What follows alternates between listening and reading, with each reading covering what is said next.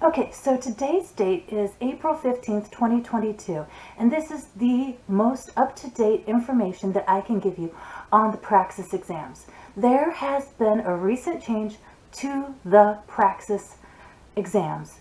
It's going to make it easier for you to pass, and it's going to make it cheaper. You're going to save money. So I'm going to tell you about the new development in the Praxis exams that'll save you money and make it easier to pass it. I'm going to tell you how to study for the Praxis exams, and then I'll just give you some basic information. I'm starting with the best stuff first, and then, good stuff, and then the most boring and mundane stuff in case you're just not that interested, and if you're busy and you need to get to studying. The most important thing I can tell you is do not buy the practice exams on Amazon that were recommended in older videos, because as of right now, Praxis just recently made a huge change, and they are giving you free practice exams with the purchase of the Praxis exam. So when you sign up for the Praxis, you pay $90. Who thinks that that is expensive enough already? Raise your hand. Yeah, I know, right? Okay, so now they give you 10 free practice exams. Once you sign up, you pick a date, you pay for the exam, you have 10 free practice exams that are included with the cost of that exam. They'll give you a little ID code and a website where you can put in that ID code, and it'll take you right to your free Praxis tests, your little Praxis tests. So you don't have to spend any other money on practice exams. Now, those are going to really make it a lot easier for you to study. Now, first study tip I can give you is on the writing exam. When you go to your Praxis practice writing exam, there are going to be sentences that are kind of long and have a few underlined sections. They want you to figure out which underlined section is incorrect or if the sentence is flawless. So go in there and look at the type of examples that they're giving you. And if you're not sure if something's correct or not, Google it. That's what I used to do when I was a copy editor, and I was faking it until I made it. If I wasn't sure if it was supposed to be affect or effect, I would Google it. Now I know exactly what affect and effect are. If I wasn't sure if it was supposed to be ITS or IT''S, I'd Google it. I Googled it a couple times back in the day. Now I know it like the back of my hand. So this is going to help you understand everything that you need to know about grammatical correctness in order to look at a sentence and understand if it's correct or not. That's basically a big part of the exam. Another thing that you can do to study for the Praxis writing exam is you're going to have to write an essay. So if you don't know how to write a persuasive essay and you're looking for an easy idea, check out the cheeseburger style essay.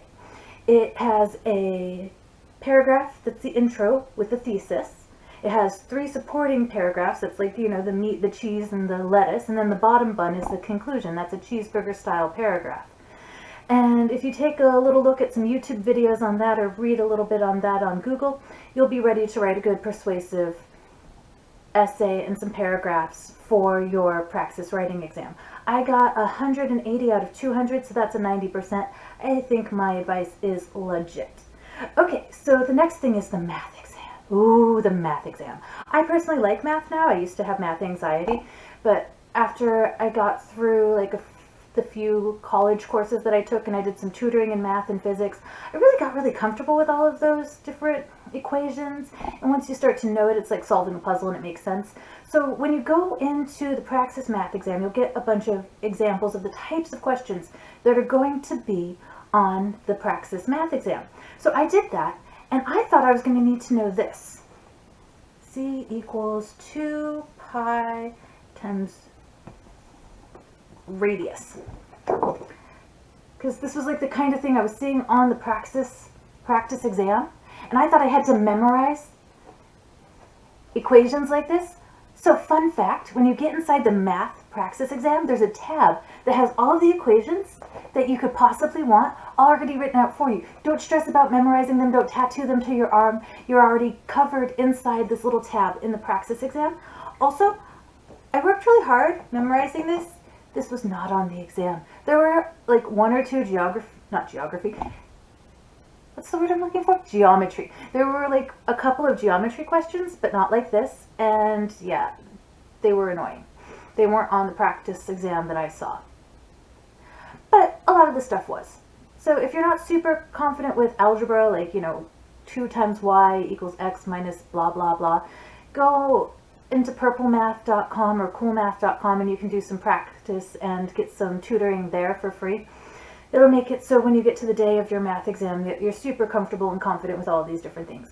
Oh, another fun fact with the math exam is I thought that you weren't allowed to have a calculator based on everything that I researched and read. And I thought I was just going to be writing all of my arithmetic by hand, all of the addition, subtraction, multiplication, and division on my whiteboard. No, they give you a calculator inside the program, a little 4-function calculator, addition, subtraction, multiplication, and division calculator inside the practice, no, not the practice, the PRAXIS exam, the official PRAXIS exam. When you're in there, there's a calculator that you can access while you're taking the exam. Makes it super easy. You don't have to do it by hand. Makes it so easy to get through it. And for the reading is just a lot of words and a lot of reading comprehension. So just, eat your Wheaties, don't eat Wheaties. Eat a healthy breakfast of some eggs and some avocado.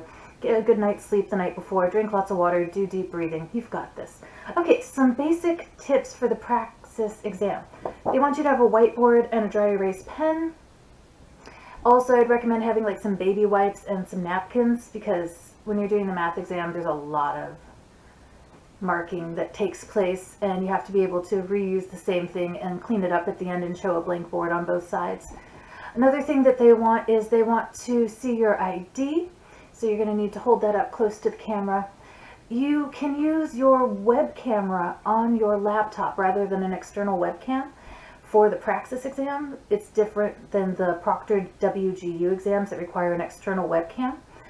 And another thing that they want for the PRAXIS exam is a desk or a table. I take my proctored WGU exams on my bed with a little laptop tray, and they don't want that for the PRAXIS exam. You have to have a table or a desk, and you have to be in a secured room with the door behind you. So, you don't want to come to the day of the exam, not have the room configured properly and have to move the furniture because that's going to be stressful. So just have it set up properly prior to the exam. I already did because I did some research on it, but I'm just saying for your sake, have it set up that way. Another thing, they're going to want to see a 360 of the room, and if you are drinking water, they're going to want you to have it in a clear glass and not in a can.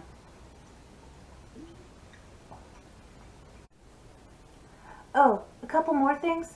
They're going to take your picture the day of the first exam, right at the beginning, because they want to put it on your profile. So if you don't want to look horrendous in the photo that they're going to put on your profile for the rest of your PRAXIS exams, kind of, heads up, you can be a little more put together the day of the exam. Also, fun fact, you're going to want to pick a day and stick with it because there's a $40 fee to reschedule the PRAXIS exams. Yeah, $40 I paid to reschedule one because I flubbed the day and the time that I scheduled one of the exams for. So I just wanted you to be aware of that. So I think that should help you prepare for the day of the PRAXIS exam. That should be everything you need to know to totally ace these tests. If you have any questions, maybe there's something I didn't think of that you have a question about, feel free to comment below. I'll try to respond to all of these questions and comments. If you like my video, feel free to like my video and please subscribe to my channel. Alright, good luck on those exams. You've got this. High five.